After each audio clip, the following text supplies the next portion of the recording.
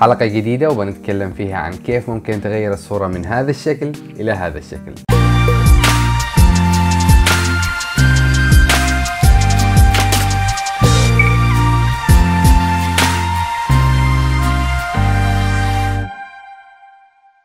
السلام عليكم، أهلا وسهلا بكم في حلقة جديدة وبنتكلم فيها عن كيف ممكن أنك تضيف سحاب إلى صورك بطريقة سلسة وسريعة جدا.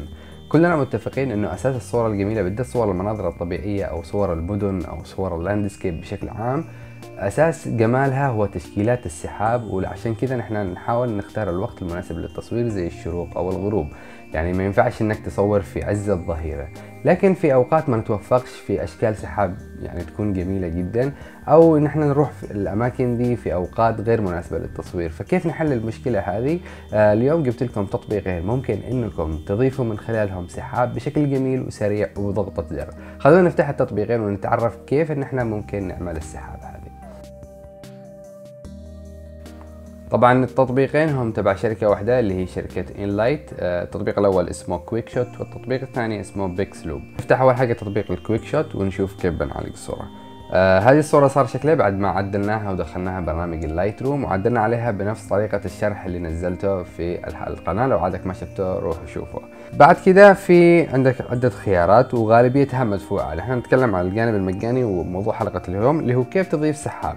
فتروح على السكاي، هنا معك مجموعة خيارات. الخيارات اللي عليها نجمة هذه عبارة عن يعني أشكال مدفوعة، طبعا جميلة جدا إذا تقدر إنك تشتريها، يعني جميلة جدا، بس نحن نكتفي اليوم بشرح المجاني منها. زي هذا الشكل مثلا تروح تضيفها، مثلا نقول هذه السماء. طيب هذه السماء الحين بعد ما ضفناها صار شكلها أوفر على الصورة. كيف نحن ممكن نعدل عليها؟ طبعا السلايد هذا تحرك السحاب بالشكل اللي انت تحبه، وبعد كده تضغط على السماء نفسها يطلع معك خيارات. الريندوم هذا تضغط، طول ما انت تضغط على الصورة بتلاحظ انه شكل السحاب يتغير. كل ما تضغط على الريندوم شايفين بتلاحظ ان شكل السحاب يتغير معك، فتفضل تضغط لحد ما تلاقي الشيء المناسب لك. مثلا نقول هذا الشكل.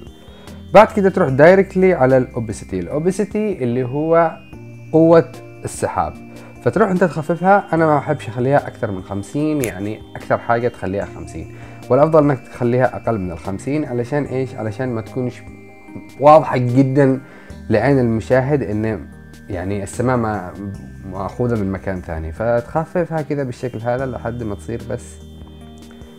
الغرض من التعديل دايما زي ما انا بقول انه الغرض من التعديل انك تضيف جمالية للصورة، ما تشوههاش بالاوفر اديتنج.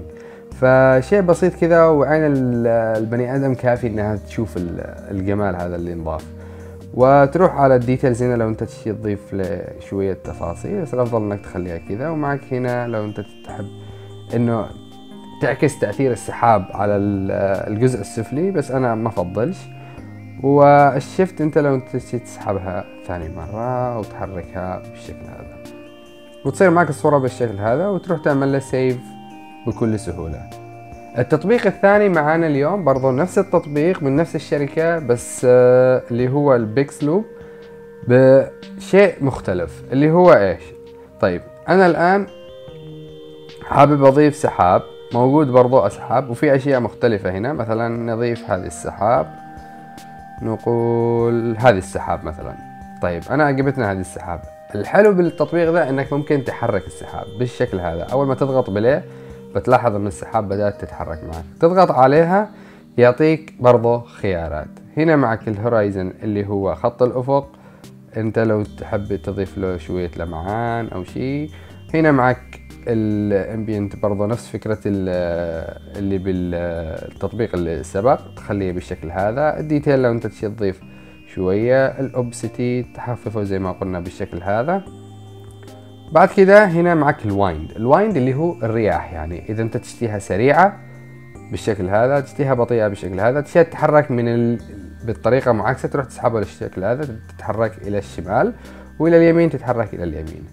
طيب في حاجة ثانية جميلة جدا، انا ممكن اضيف ان انا اخلي البحر كمان يتحرك مع السحاب. كيف؟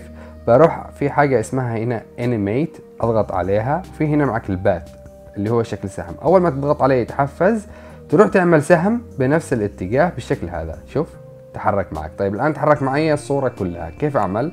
أروح أضغط هنا على الأنكر ذا، على البيم هذا، وأروح أضغط على الأماكن اللي أنا مشتيهاش تتحرك، يعني أخليها ثابتة بالشكل هذا. تروح تعمل زوم عشان بس تتأكد إنه الأماكن كلها مثبتة بالشكل هذا. شايفين؟ وتتأكد فوق كمان إذا كله ثابت. هنا معنا يتحرك شوية نثبته بس. شايفين حتى ما فيش أي اختلاف أو أي مكان يبين إنه مدموج، كله واخد مكانه. بعد كذا تروح في معك السبيد. السبيد هنا تتحكم بسرعة الأماكن اللي أنت حددتها للحركة، فممكن إنك تعمله بشكل بطيء. الأفضل إنك تخليها بنفس حركة السحاب بحيث إنها تدي يعني إيحاء للمشاهد إنها حقيقية. وبعد كذا تروح تحفظ. الحفظ هنا معك الفول اتش دي ومعك ال 2K وال 4K للنسخة المدفوعة.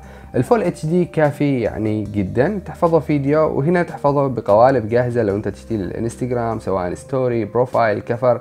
فانا بحفظه يعني فيديو. وهنا الديوريوشن تتحكم بطول الفيديو، مثلا تخليه 12 سكند وتعمل اكسبورت وتستنى لحد ما يعمل اكسبورت.